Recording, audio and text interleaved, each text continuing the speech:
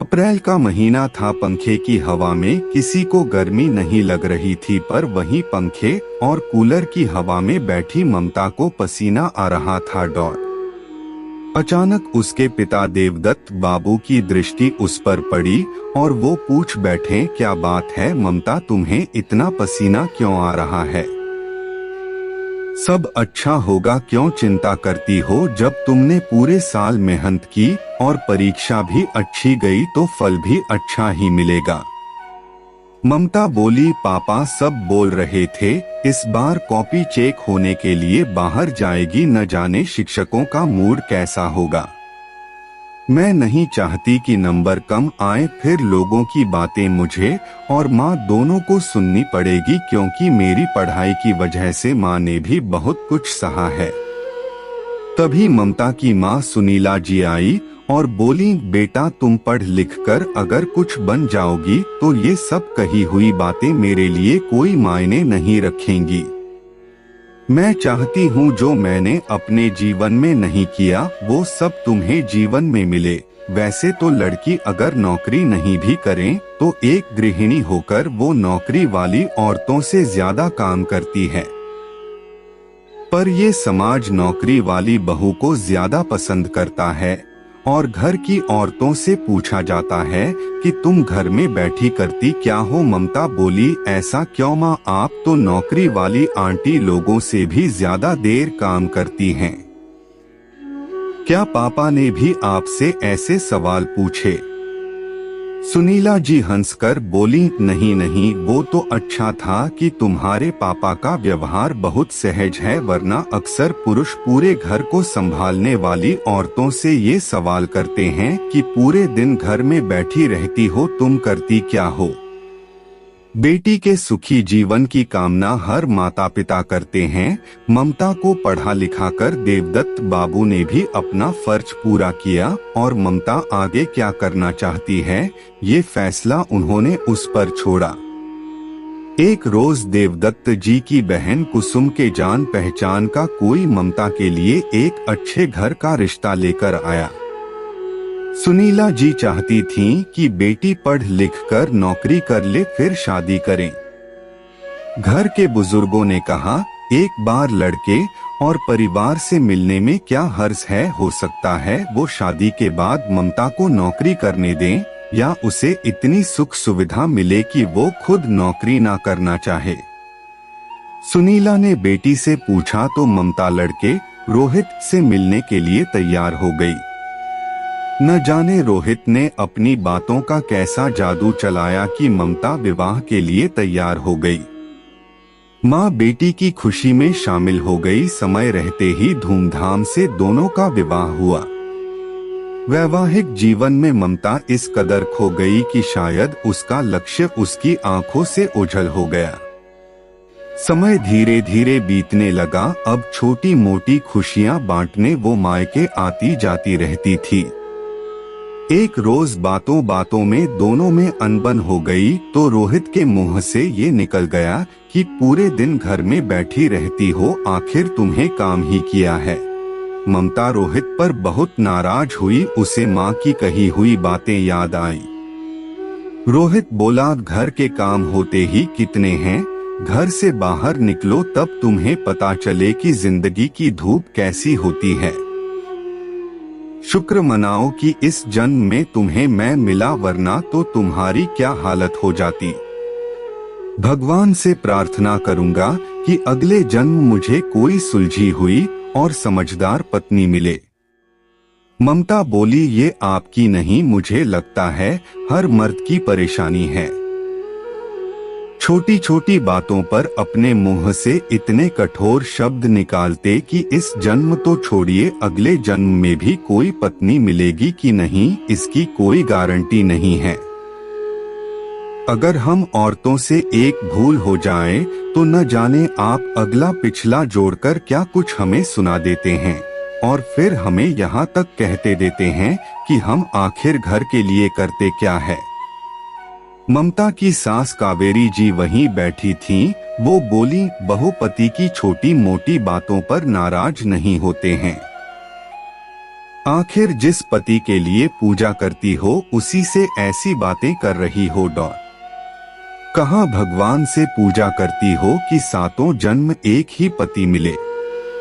शादी के सातों वचन क्या भूल गई हो? ममता बोली, मम्मी जी शायद आप भूल रही हैं कि 7 वचन अकेले मैंने नहीं, आपके बेटे ने भी लिया था। आप उनसे तो कुछ नहीं कहती हैं।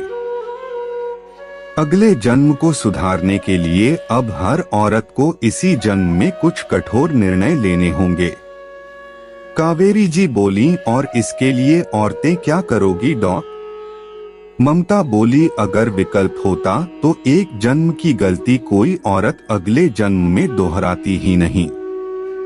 हर औरत कष्ट सहती है, फिर भी उसी पति की लंबी उम्र के लिए जब दुआ मांगती है तब तो उस पति को भी पत्नी का शुक्रगुजार होना चाहिए और याद रखना चाहिए कि वो अपनी पत्नी के साथ कैसा व्यवहार किया। कावेरी जी बोली, बहू तुम अकेली औरत नहीं हो जो अपने पति के लिए ये सब करती हो, दुनिया की हर औरत करती है, तुम्हारी माँ और मैंने भी ये किया है। ममता बोली, यही तो बात है, पर मेरे पिता ने मेरी माँ पर यह सवाल कभी नहीं दागा। औरतें अपनी शराफत दिखाती है तो कुछ पति लोग और बदमाश हो जाते हैं। कोई भी औरत जन्म के साथ बुरा व्यवहार लेकर पैदा नहीं होती, हालात ऐसे हो जाते हैं कि उसे अपने अच्छे व्यवहार को बदलना ही पड़ जाता है। मैं ही पागल थी जो अपने लक्ष्य से भटक गई। मैंने सोचा पति परिवार से इतना प्यार मिल रहा है कि मुझे समय कहाँ मिलेगा कुछ और करने के लिए, पर शायद मैं गलत थी। इतना कहकर सुमन वहाँ से चली गई। रोहित बोला, देखा माँ, ये किस तरह से बातें कर रही है। जब बात पढ़ाई और नौकरी की आती है ये इसी तरह बात करती है। जिस पंडित ने मेरी शादी करवाई उससे पूछूंगा कि कहीं अगले जन्म के लिए भी इसी से मेरा रिश्ता तो नहीं जोड़ दिया। औरत जन्म से ही ममतामयी होती है, पति चाहे जैसा भी व्यवहार करें वो पति को भूखा नहीं देख पाती है। ममता को समझ में आ गया था कि इन सभी चीजों के लिए वो खुद दोषी थी। माँ ने कहा था पहले अपने पैरों पर खड़ी हो जाओ फिर विवाह करना, पर होनी को कौन टाल सकता है। रोहित ने रात में खाना नहीं खाया तो ममता सुबह उसके लिए हलवा बनाने लगी और बड़े प्यार से उसे देने गई। रोहित बोला, इतने अपमानजनक शब्दों को सुनने के बाद ये हलवा मेरे हलक से नीचे नहीं उतरेगा। पहले बातें सुनाती हो फिर खुद नाराज भी हो जाती हो। मैंने कुछ बात क्या कह दी, तुम तो इतना सुना दी और मुझ फुलाए बैठी रही। ममता बोली, मैं नाराज नहीं थी, आपने हमारी बात मम्मी जी के सामने क्यों कही। आप ये कब समझेंगे कि पति पत्नी के झगड़े को एक कमरे में ही सुलझा लेना चाहिए। मैं अपने मन की बातें आपसे नहीं करूंगी तो और किससे कहूंगी, और आपका ये बार बार कहना कि मैं घर में करती क्या हूँ मुझे बहुत चोट पहुँचाता है। रोहित तंज कसते हुए बोला, मुझे नहीं मालूम था कि इस जन्म में मुझे ऐसी ज्ञानी पत्नी मिली है। ये ज्ञान तुम्हारा तब कहाँ जाता है जब तुम मुझे जवाब देती हो। ममता बोली, हमारा अगला जन्म ऐसा नहीं हो इसलिए इस जन्म में कुछ निर्णय ले रही हूँ। आप भी अपने अगले जन्म को सुधारने के लिए कुछ बदलाव लाएं तो आगे आपको परेशानी नहीं होगी। कौन जानता है इस जन्म में आपसे मैं इतना सुन रही हूँ, अगले जन्म में शायद आपको बस सुनाने वाली मिल जाए। इतना कहकर ममता हंसते हुए रोहित के हाथ में हलवा पकड़ा दी। रोहित हंसते हुए ममता को देखने लगा और बोला, देखो फिर तुम मुझे 4 बातें सुना दी। ममता बोली, मैं आपकी पत्नी हूँ, आपका भला चाहती हूँ, इसलिए अगले जन्म को सुधारने का आपको तरीका बता रही हूँ। बाकी आपकी मर्जी। फिर मेरे व्रत और पूजा भी आपको इन परेशानियों कम नहीं कर पाएगी। ममता ने जब प्यार से रोहित को समझाया तब रोहित को समझ में आया। उसने कहा, तुम औरतों की यही अदा बहुत निराली होती है। हंसकर अपनी बात कह जाती हो और हम मजाक में कुछ कह दे तो उसे गांठ बांध लेती हो। ममता बोली, दुनिया क्या हर किसी के सामने पहले आपकी इज्जत रखूंगी, इस बात का मुझे भी ध्यान है। यही बात आप पर भी लागू होती है। अपने परिवार के साथ मेरी इज्जत बनाए रखने की जिम्मेदारी भी आप पर है। अगर हम अपना ये जन्म नहीं सुधार ना पाए तो अगले जन्म में भी इसी तरह लड़ते रह जाएंगे। क्या आप इसके लिए तैयार हैं? रोहित बोला, ना बाबा, ना, मैं अपनी गलती के लिए तुमसे माफी मांगता हूँ। अब मैं कुछ बोलने से पहले 4 बार जरूर सोचूंगा, वरना क्या पता इस जन्म में तुम मुझे ऐसी सजा दे रही हो, अगले जन्म में न जाने कैसी सजा दो। ममता मुस्कुराकर रोहित के गले लग गई और पुरानी बातों को दोनों भूल गए।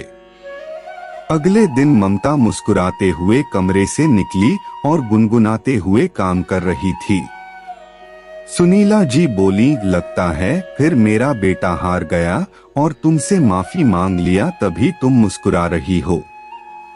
ममता हंसकर बोली, मम्मी जी, पति पत्नी के बीच स्पर्धा नहीं, स्नेह होना चाहिए। जब हम औरतें ये कह सकती हैं कि 8 घंटे काम करके पति थक कर आते हैं, तो क्या पति ये नहीं कह सकता कि घर के काम करके तुम भी थक जाती हो?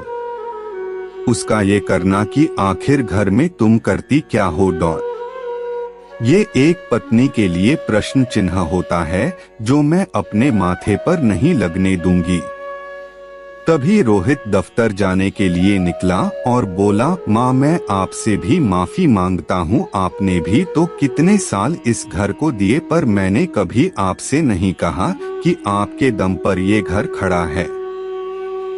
मैं समझ चुका हूँ हम 8 घंटे काम करते हैं, पर आप लोग निस्वार्थ भाव से 24 घंटे घर को देती हैं। तो घर और बाहर मर्दों से ज्यादा औरतों को सम्मान मिलना ही चाहिए। रोहित अपनी बात कहकर चला गया। सुनीला जी चुपचाप बैठ गई तो ममता बोली, मम्मी जी, शायद आपसे भी कई बार कहा गया होगा कि तुम घर में करती क्या हो। हम अगर एक दूसरे की तकलीफ नहीं समझेंगे तो कौन समझेगा? अब हमें अपनी बातों को स्पष्ट करना होगा, वरना दुनिया हमेशा यही सवाल करेगी कि औरतें घर में रहकर आखिरी क्या है। सुनीला जी को भी एहसास हुआ कि सच में देखा जाए तो औरतें कितना काम करती हैं, फिर भी वो खुद से आगे मर्दों को रखती है। उसके बाद भी अगर घर में उसे सम्मान ना मिले तो उसके लिए कुछ कठोर कदम उठाने ही पड़ेंगे। सुनीला जी ने बहू का साथ दिया और काम करने के लिए प्रेरित किया। कुछ वक्त लगा, फिर ममता ने अपने पुराने लक्ष्य को साधा और सफलता हासिल की।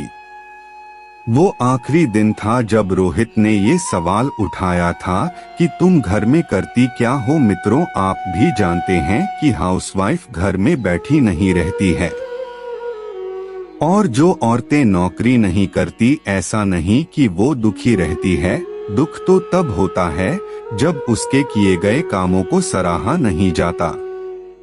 आपको ये कहानी कैसी लगी? अपने अनुभव और विचार कमेंट द्वारा मेरे साथ साझा करें। कहानी को मनोरंजन एवं सीख समझकर पढ़े, कृपया अन्यथा ना लें। बहुत बहुत आभार।